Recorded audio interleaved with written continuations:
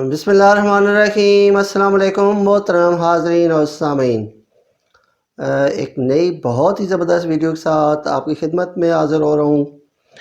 آج کی ویڈیو کو دیکھنے سے پہلے آپ کو یہ بتا دوں کہ یہ جو ویڈیو ہے یہ ان افراد کے لیے ہے جو دماغی طور پر بہت کمزور ہے، یعنی وہ ذہین نہیں ہیں۔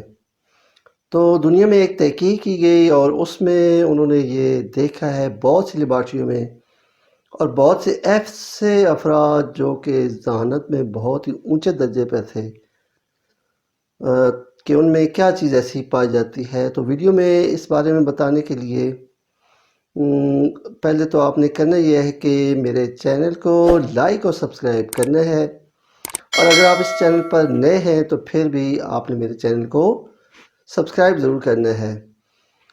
تو ناظرین، ایک حالیہ تحقیق ہوئی ہے جس میں بہت سے بچوں پر، بہت سے نوجوانوں پر اور بوڑھے افراد پر تحقیق کی گئی ہے، یہ پتہ چلانے کے لیے کہ کون سے افراد میں ذہانت زیادہ ہوتی ہے اور وہ کون سے افراد ہیں جو ذہانت کے اعتبار سے ڈاؤن ہوتے ہیں، یعنی اس کی وجہ کیا ہے۔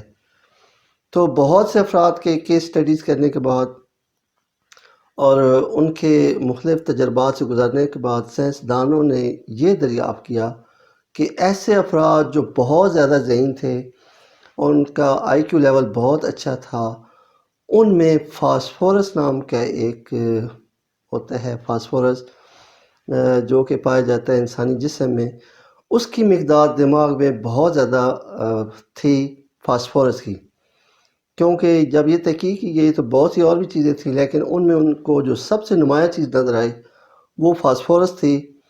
اور سائنسدانوں نے دیکھا کہ یہ فاسفورس کن چیزوں میں زیادہ ہوتی ہے، تو ان میں بہت سی چیزیں تھیں جن میں تیل تھا، تیل جس کا مرنڈا بنایا جاتا ہے، اور پنیر میں سب سے زیادہ فاسفورس پائی گئی۔